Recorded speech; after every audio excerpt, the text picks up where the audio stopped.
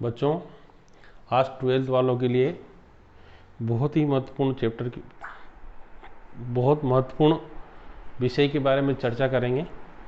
पहला हमारा क्वेश्चन है,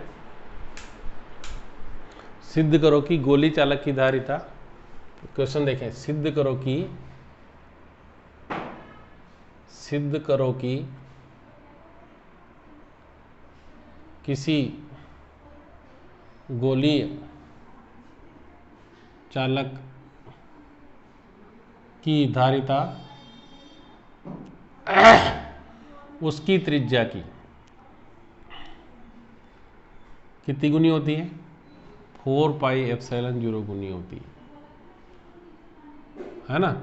तो ये वाला क्वेश्चन बहुत महत्वपूर्ण है और निश्चित रूप से एग्जाम में भी इसको पूछा जाता है। अब अपन क्या करें, अपने पास एक गोली चालक है, तो ये अपने पास एक गोली चालक है। उदाहरण के लिए मैं आपको एक एग्जांपल बता रहा हूँ, जैसे मेरे पास एक गोली चालक है, ठीक है ना। तो ऐसा एक गोली चालक है और इसे अपन प्लस क्यू आवेश देते हैं। क्या देते हैं? प्लस क्यू आवेश। जो विलगित है, क्या है? विलगित गोली चालक है। विलगित का मतलब होता है आइसोलेटेड, इंग्लिश में बोलते हैं। आइसोलेटेड आजकल वर्ड बहुत ज़्यादा चल रहा है बाजार में। जैसे किसी को कोरोना हो जाता है तो उसको बिल्कुल अपने घर से अलग रख देते हैं, उसको बोलते हैं आइसोलेटेड। या रुद्धोष्म, इंग्लिश में एक और वर्ड होता है एडियाबेटिक, उष्मा में अपन जिसका यूज़ करते हैं, एडियाबेटिक प्रोसेस, जो किसी से न तो उष्मा लेता नहीं। तो ये चालक आइसोलेटेड या विलगित है, इनको मैंने प्लस क्यू आवेश दिया। जैसे अपन प्लस क्यू आवेश देंगे तो सारा आवेश कहाँ फैल जाएगा? इसके पृष्ठ पर फैल जाएगा और हमको ऐसा एज्यूम्ड होगा या महसूस होगा कि जैसे संपूर्ण आवेश इसके केंद्र पर चला गया हो। कहाँ चला गया हो? कि केंद्र पर। तो जैसा बोला ऐसा क्या लिखेंगे चित्र में क्या है? एक गोली चालक है। एक कौन सा चालक है बच्चों? गोलीय चालक है। इसकी त्रिज्या कितनी बोलो? r है, ठीक है ना। त्रिज्या कितनी है? r है, जिसे क्या किया जाता है? प्लस क्यू आवेश दिया जाता है। आवेश दिया जाता है, ठीक है ना। यह आवेश इस गोले के पृष्ठ पर, इस गोले के पृष्ठ पर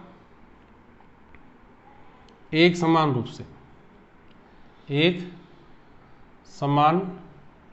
रूप से वितरित हो जाता है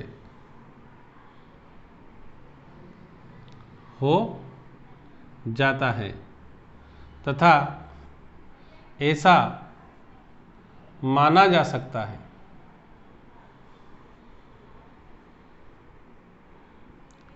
है कि संपूर्ण आवेश कहाँ है?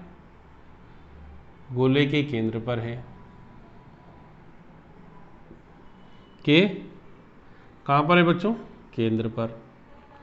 तब पृष्ठ पर स्थित किसी बिंदु पर भी, पृष्ठ पर स्थित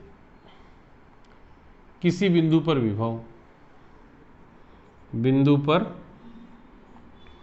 विभव, बोलो V = 1/4 pi epsilon not Q/R। पढ़ा आप लोगों ने।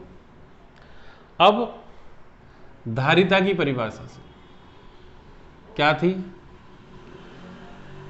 बोलो परिभाषा। C = Q/V, ठीक है ना। हमने पढ़ा था C बराबर कितना? Q/V। C क्या है? धारिता, Q आवेश, V विभव। तो अब अपन किसका मान रख दें? V का। तो Q/1/4 pi epsilon not Q/R। तो Q से Q क्रॉस हो जाएगा, तो C = 4 पाई एप्सिलॉन 0 × R। अर्थात किसी गोली चालक की धारिता उसकी त्रिज्या की कितनी गुनी होती है? 4 पाई एप्सिलॉन। मतलब जितना बड़ा गोला होगा, जैसे मेरे हाथ में ये गोला है, इसकी त्रिज्या जितनी ज़्यादा होगी इसकी धारिता उतनी ही अधिक होगी। इस पर डिपेंडेंट 2 क्वेश्चन न्यूमेरिकल है हमारी बुक में। उस न्यूमेरिकल की बात करें देखिए अब बात करते हैं अपन, क्या है पहला क्वेश्चन कि एक गोली चालक है। क्या है? एक गोली चालक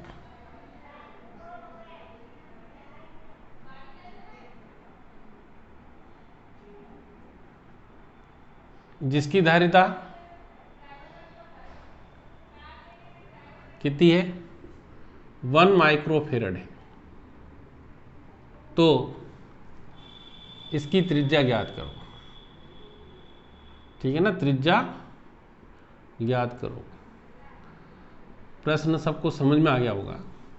एक गोली चालक है, जैसे मेरे हाथ में ये गोली चालक है, ठीक है ना, इसकी धारिता कितनी है? 1 माइक्रोफेरेड। अब ये माइक्रो मिली क्या होता है इस पर बात करें। जैसे एक मिली फेरेड, एक माइक्रोफेरेड, एक नैनो फेरेड, एक पीको फेरेड। अभी नैनो का बहुत वर्ड चल रहा है, आपने देखा N95 मास्क अभी चल रहा है बाजार में। क्या है N95? उसका जो छिद्र है उसकी चौड़ाई जो होती है वो 300 माइक्रोन है, 300 नैनोमीटर। ठीक है, नैनोमीटर। नैनो मीन्स 10⁻⁻9, मिली मतलब 10⁻³ मीटर फेरेड, है ना, ये ऐसे। और माइक्रो मतलब 10⁻⁻6 फेरेड, तो ये, और पीको मतलब 10⁻⁻12। तो ये ऐसे अलग अलग है। आप मिली, माइक्रो, नैनो, पीको को बहुत अच्छे से समझ लें। अब हमको क्या दिया है, क्या दिया है क्वेश्चन में कि C बराबर 1 माइक्रोफेरेड, तो कितना आ जाएगा? 10⁻⁻6 फेरेड। क्या ज्ञात करना है? R बराबर हमको ज्ञात करना, त्रिज्या कितनी हो गई। फिर हमने पढ़ा था फर्स्ट चैप्टर में कि 1/4πε0 की वैल्यू होती 9 × 10⁹। ठीक है ना। अब अभी हाल मैंने पढ़ाया आपको कि किसी गोली चालक की धारिता उसकी त्रिज्या की कितनी होती है? 4πε गुनी होती है। इसका मान है 10⁻⁻6, इसका मान हो जाएगा 1/9 × 10⁻9 इंटू कितना हो गया? R। इसका मल्टीप्लाई इधर कर देंगे तो देखो 9 × 10⁹ into 10⁻⁻6 R। 9 6 equal to R। Then R is equal to 9 × 10⁻³ metre, या R is equal to 9 kilometre. ठीक है ना, ये एग्जाम में पूछा हुआ क्वेश्चन है 17 में, है ना। तो ऐसे बहुत सारे क्वेश्चन हैं, ऐसे कई सारे न्यूमेरिकल्स बनते हैं। एक और जो मेनली न्यूमेरिकल बहुत सारी बुक्स में भी दिया हुआ है, अपनी NCERT में भी दिया हुआ है शायद, कि यदि पृथ्वी की त्रिज्या कितनी हो? 6400 किलोमीटर हो, तो किसकी गणना करो? धारिता की गणना करो। ठीक है प्यारे बच्चों। तो देखो फिर वापस R इज इक्वल टू कितना दे दिया? 6400 किलोमीटर। अब हमको किलोमीटर को किस में चेंज करना पड़ेगा? वाई मीटर में ही करना पड़ेगा, because we are always talking in SI system. या मैं हिंदी में बोलूँगा तो हम हमेशा किस में बात करते हैं? SI सिस्टम में बात करते हैं। तो यहाँ SI सिस्टम की बात करेंगे तो डिस्टेंस की जो यूनिट है या दूरी का जो मात्रक है वो हमेशा मीटर होता है। इसलिए यहाँ 6400 इंटू 10⁻³ मीटर, या इसको अपन और सोल्व कर लें, 10 टू द पावर कितना आ जाएगा? 5 मीटर। ठीक है ना। हमको क्या कैलकुलेट करना है? कैपेसिटी या धारिता गणना करना है। C इक्वल टू कितना होता? 4πε0 इंटू R। तो C इक्वल टू, इसकी वैल्यू अपन को मालूम है 9 × 10⁻⁹ और 64 × 10⁵ सोल्व करेंगे अपन 1, 64 अपन, और ये जो एक जैसे उनको साथ में लिख लें तो C इज इक्वल टू, इसमें डिवाइडेशन करेंगे तो 7.11 10⁻⁴ फेरेड, या इसको माइक्रो में बदलेंगे तो 711 इंटू 10⁻⁻6 फेरेड, या 711 इंटू माइक्रो फेरेड।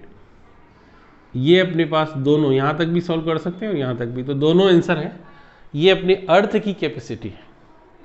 तो इस प्रकार से और भी अपने बहुत सारे क्वेश्चन हैं, हम उसकी बात करेंगे। नेक्स्ट जो अपना चैप्टर आ रहा है वो है कैपेसिटर। सभी लड़के जो भी मेरी बात को सुन रहे हो, हमारे घर में फैन लगे हुए हैं, उन फैन के अंदर एक गोल आकृति का ऐसा एक लगा हुआ है, उसमें यहाँ 2 तार लगे हुए हैं।